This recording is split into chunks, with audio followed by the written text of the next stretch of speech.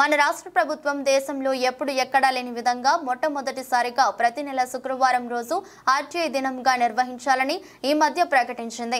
ప్రతి ఒక్కరూ వినియోగించుకోవాలి. చట్టాన్ని అమలుపరచని, చట్టంలో ఉన్న నిబంధనలు పాటించని, సమాచార చట్టంలో పేర్కొన్న నిబంధనల ప్రకారం బోర్డులు డిస్ప్లే చేయని ప్రభుత్వ కార్యాలయాల సంబంధిత అధికారిపై విధి నిర్వహణలో అలసత్వం వహిస్తున్న సంబంధిత శాఖల ఉద్యోగులపైన క్రమశిక్షణ చర్యలకై హైకోర్టులో, సుప్రీంకోర్టులో కేసులు వేయవచ్చు. లోకాయుక్త ఆన్లైన్లో ద్వారా గూగుల్ సెర్చ్ చేసి, స్మార్ట్ ఫోన్లో టెక్స్ట్ మెసేజ్ ద్వారా, వాట్సాప్ ద్వారా, మెయిల్ ద్వారా డిజిటల్ టెక్నాలజీని వాడండి. మేల్కొండి, ఫిర్యాదులు చేయవచ్చు. చదువుకున్న మేధావులారా, ఇకనైనా మౌనం వీడండి. అవినీతి అంతంకై అడుగులు వేయండి. చేయి కలపండి. ప్రజాధనం జీతంగా తీసుకుంటూ ఇంత నిర్లక్ష్యమా? ప్రజల కూటమి ప్రభుత్వం సంబంధితపై అధికారులు ఉండి దేనికి? ఈ నిర్లక్ష్యానికి కారణమైన సంబంధిత ఉద్యోగిని శాశ్వతంగా విధుల నుండి తొలగించాలి.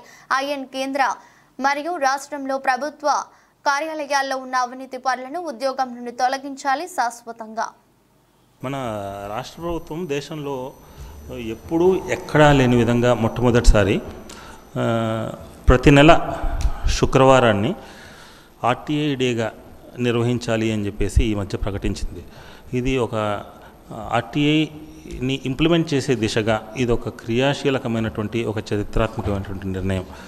ఆ నేపథ్యంలో ప్రభుత్వ విభాగాలు, ప్రభుత్వ శాఖలు మరింత చురుగ్గా, మరింత పారదర్శకంగా, మరింత జవాబుదారీతనంగా వ్యవహరించాల్సినటువంటి అవసరం ఉంది అని తెలియజెప్పడం కోసం, తర్వాత ఆర్టీఐకి సంబంధించి అవేర్నెస్ను క్రియేట్ చేయడం కోసం ఈ మధ్యకాలంలో అర్బన్ ఓరియంటెడ్గా మాత్రమే కాకుండా రూరల్ ఓరియంటెడ్గా కూడా అప్లికేషన్స్ పెరుగుతున్న నేపథ్యంలో ఎక్కడికక్కడ కోర్టులు నిర్వహించి సాధ్యమైనంత వరకు అప్లికేషన్స్ పెట్టుకున్నటువంటి వాళ్ళలోనూ, సాధ్యమైనంత వరకు రెస్పాండెంట్స్లోనూ అవేర్నెస్ క్రియేట్ చేయడం కోసం ఈరోజు ఈ రకంగా క్యాంప్ కోర్ట్ మనం నిర్వహిస్తున్నాము.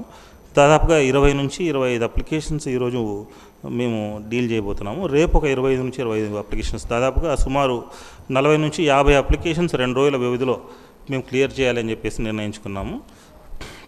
ఇదంతా కూడా రికార్డ్ మేనేజ్మెంట్ని కనుక మనం కరెక్ట్గా చేయగలిగితే, ఇండెక్సింగ్, క్యాటలాగింగ్, మనకున్నటువంటి సమాచారాన్ని, మనకున్నటువంటి రికార్డ్స్ని ప్రాపర్ వేలో మనం కండక్ట్ చేసుకోగలిగితే ఇన్ఫర్మేషన్ అన్నది ఇవ్వడం సులభమవుతుంది అన్న విషయాన్ని రెస్పాండెంట్స్కి పదే పదే చెబుతున్నప్పటికీ కొన్ని సందర్భాల్లో వాళ్ళకు ఉన్నటువంటి పని ఒత్తిడి రీత్యానో మరో కారణం వల్లనో తొట్టుపాటు పడుతున్నారు. బట్ ఏదైనా సరే ఒక ఓవర్ నైట్లో రెవల్యూషన్ సాధ్యం కాదు కాబట్టి ప్రాసెస్లో చెబుతూ ఉంటే నేర్చుకుంటారన్నది మా ఉద్దేశం. ఐ థింక్ సూన్ ఇప్పటికే చాలా వరకు వాళ్ళ వైపు నుంచి పనితీరు బాగానే మెరుగుపరుచుకున్నారు. కొన్ని సందర్భాల్లో మాత్రం ఇన్ఫర్మేషన్ ఇవ్వడంలో అలసత్వం కనిపిస్తోంది. సో ఎందుకు అలసత్వం కనిపిస్తుంది, ఏ సమస్య ఉంది అన్నది తెలుసుకోవడం కోసం, ఆ రెస్పాండెంట్లకు ఉన్నటువంటి ఛాలెంజెస్ ఏంటి అన్నది తెలుసుకోవడం కోసం ముఖ్యంగా ఈరోజు నేను ఇక్కడి దాకా వచ్చాను. సో రెస్పాండెంట్లతో కూడా మాట్లాడి క్షేత్రస్థాయిలో వాళ్ళకు ఉన్నటువంటి సమస్యలు ఏంటి, మనం ఆ సమస్యలను ఎట్లా అధిగమించవచ్చు అన్నది వాళ్ళతో కాస్త చర్చ జరిపి సమస్య పరిష్కారం దిశగా మనం ఏం చేయొచ్చు అన్నది ఒక ఆలోచన చేద్దాం అన్నది మా ప్రయత్నం.